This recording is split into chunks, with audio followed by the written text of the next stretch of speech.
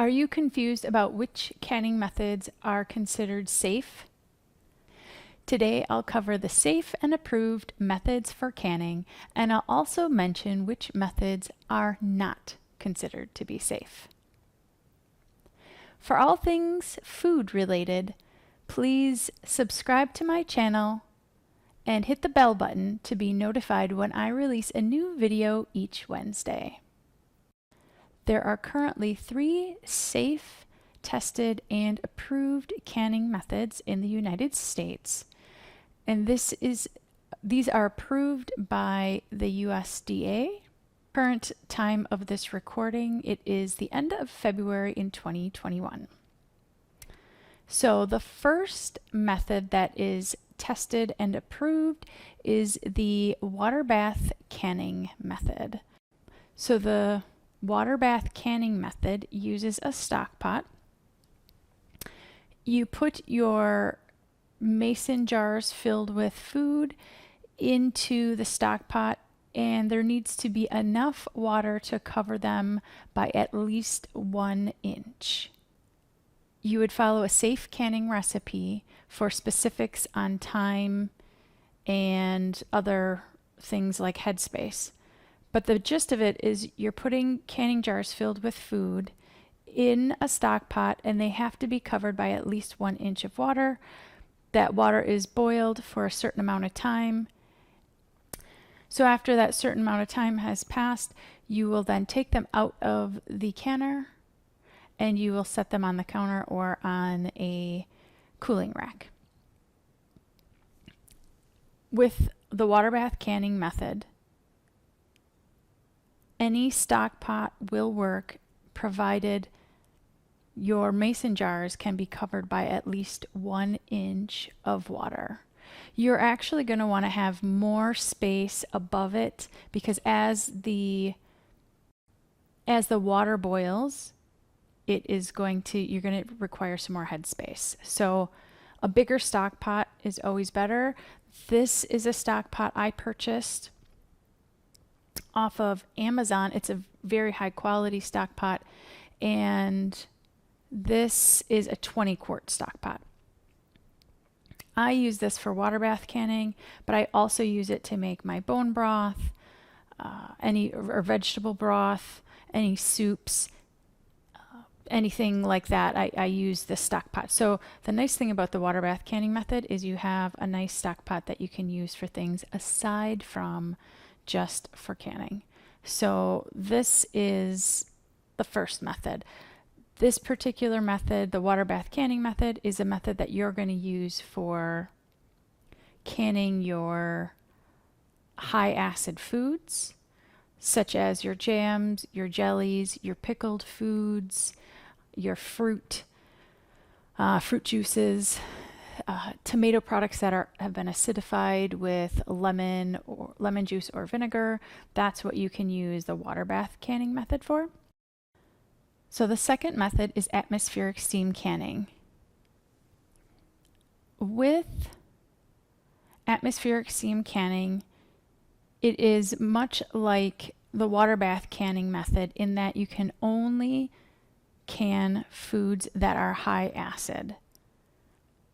However, with atmospheric steam canning, you must purchase an atmospheric steam canner. You can't just use any stock pot. So with this particular steam canner, it has more of a tray on the bottom, and you put some water in there.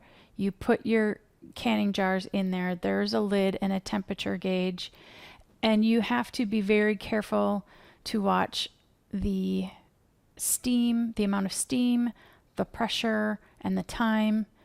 And you have to make sure that you watch it so that your canner doesn't boil dry. I personally don't use the atmospheric steam canner. I just use the stock pot since I can reuse this stock pot for other things like I mentioned before, food, soups, broths, things like that. The third method is the pressure canning method. This is a pressure canner, And pressure canners are the only way that you can safely can low acid foods such as meats, seafoods, beans, and non-pickled vegetables. A pressure canner is different than a pressure cooker. So an Instant Pot is not considered a canner and should not be used for pressure canning. Now, some pressure canners are also pressure cookers. For example, this is my pressure canner, but it is also a pressure cooker. But not all pressure cookers are pressure canners. The reason you can low acid foods in a pressure canner is because the temperature gets up to 240 degrees, which is a safe temperature to be able to kill any botulism toxins that may be present in the food. I'm now going to mention the methods that are not considered safe and approved canning techniques. The first one we mentioned, which is canning in a pressure cooker, that is not considered a pressure canner. So Instant Pots or similar devices that are pressure cookers but not canners.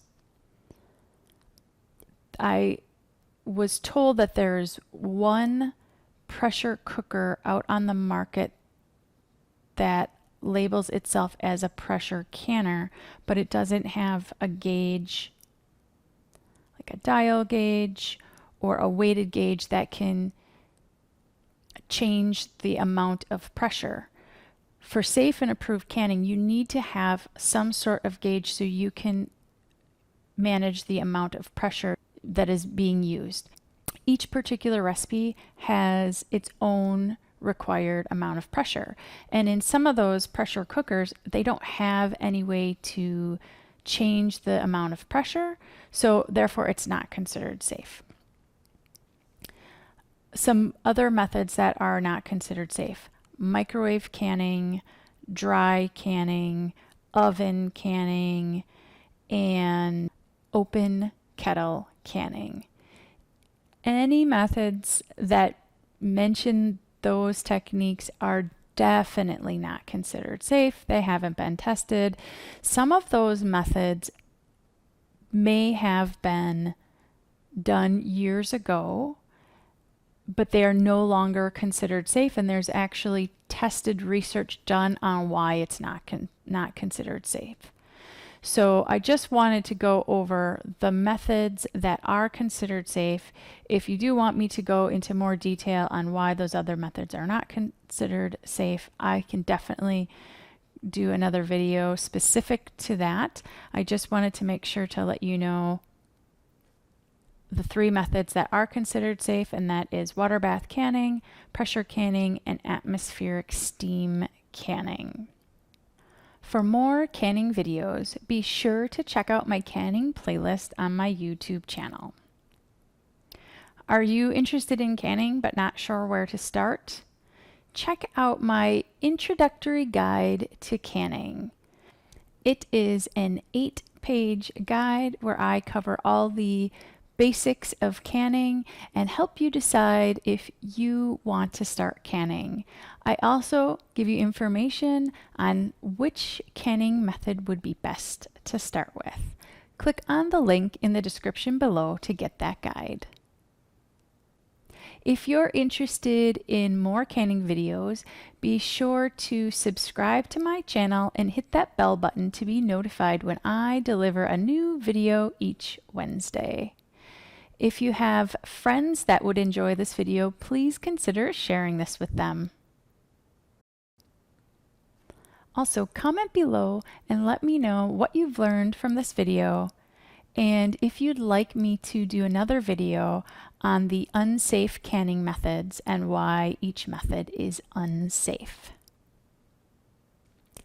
Well, that's it for today. Have a great week and happy canning.